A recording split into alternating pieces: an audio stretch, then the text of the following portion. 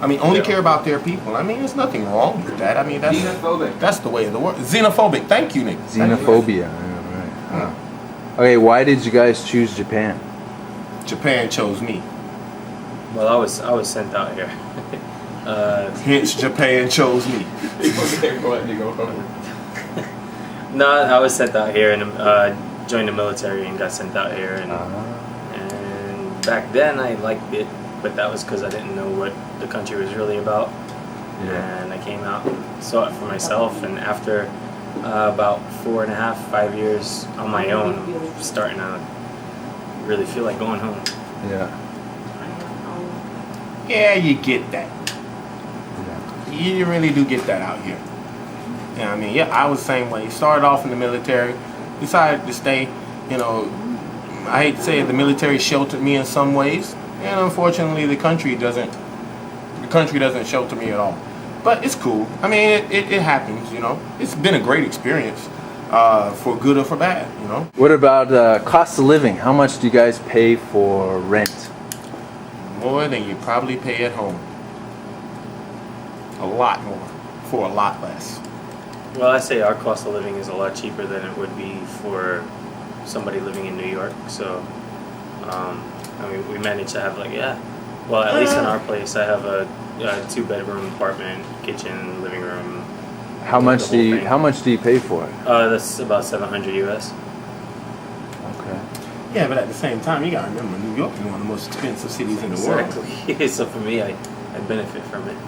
And when you can teach at an English school making $25 an hour, teaching private for 3,000 yen an hour or $30 an hour, and then I even teach at a company that's paying $60 for an hour. So, yeah, it's not that bad. Still, it's a lot more expensive than what I'm used to. I'm sorry, I'm from the South. Things aren't that expensive as in like New York. So, yeah, for me, it's a lot more than I would be ready to pay for at home. But I mean, I understand. I have to get used to this. It's not exactly me. New Yorkers. I mean, you guys understand. What about a phone? How much do you guys pay for your cell phones a month? It's always changing. About average, maybe like 250 US, and that's without calling home. 250 US a month? Yeah. Wow. Well, that's nuts. Sorry. Let me just I'm used to.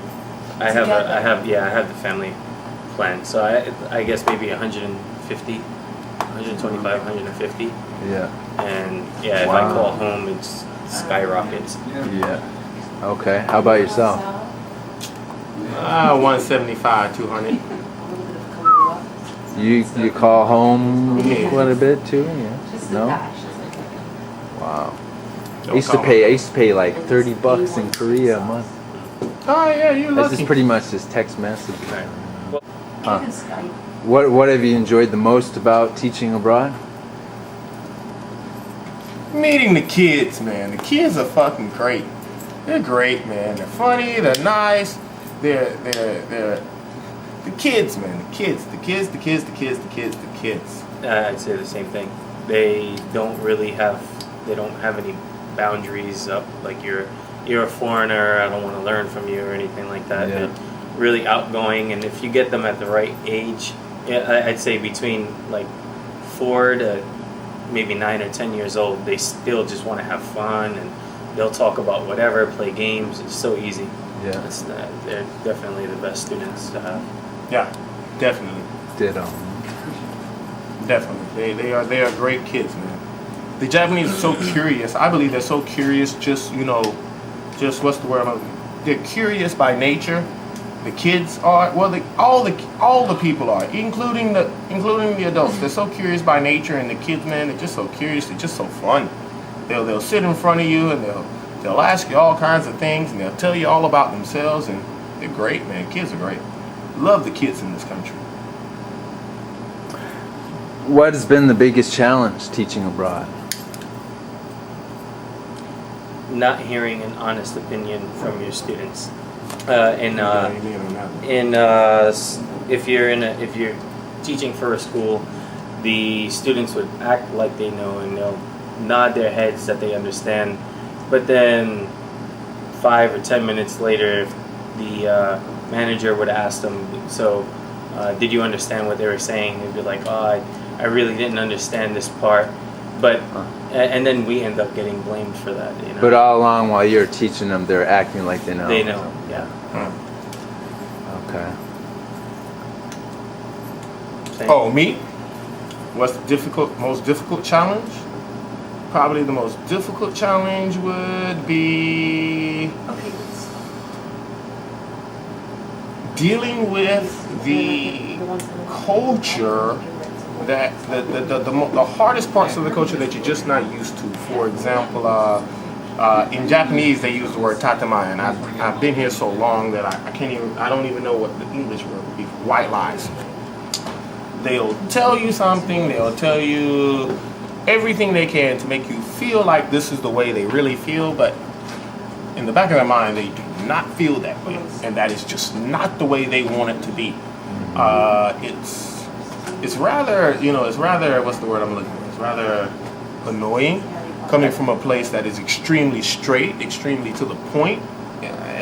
It feels like you must always go around your butthole to get to your, you finished that? No, I was going to say something different. I think that another thing that makes it a challenge is the manners that we have back home and what they're used to out here. Yeah. And like you'll have children try to run up behind you and put their hands up your ass.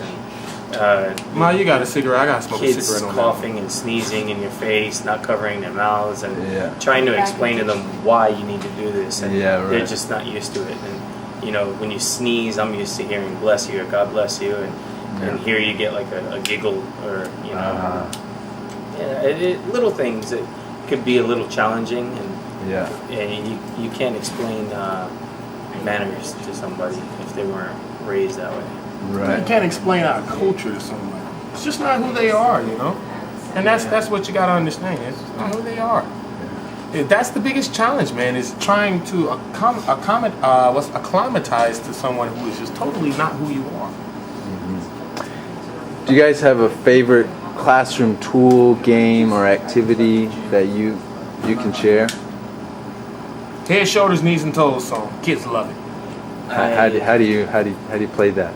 Man, come on, it's head, shoulders, knees, and toes. I don't know. You've never heard that? No, No. I am not singing the head, shoulders. Look it up. Google it. How about YouTube it if you have to? I am not going to sing that song in the middle of a bar. But thanks for asking. There's nobody here though. I'm still not going to sing it, and you're not going to get me to sing that song. He can sing it, though. No, I won't. I think that the tool I use, two tools that I use the most and I like the most are the internet. I'll go on Google and type in children's learning games, English learning games, and put on whatever games that they have there. My students really like that if I'm teaching at home. And teaching in a school, I use Guess Who a lot, and you could always ask a lot of questions and tell them show them what a beard is, mustache, different color eyes, how you would say blonde instead of saying yellow hair. Yeah. And then they ask questions to figure out who the person is. It's really good. Yeah. Is there a game, a specific game that you could share, like how to play a specific game? Using a deck of Uno cards, you can play Do You Have a? And each Uno deck has two of the same card, the same color, same number. So you shuffle up the deck, give them out to as many people as there are in the group, and they can choose randomly who it is that they want to ask.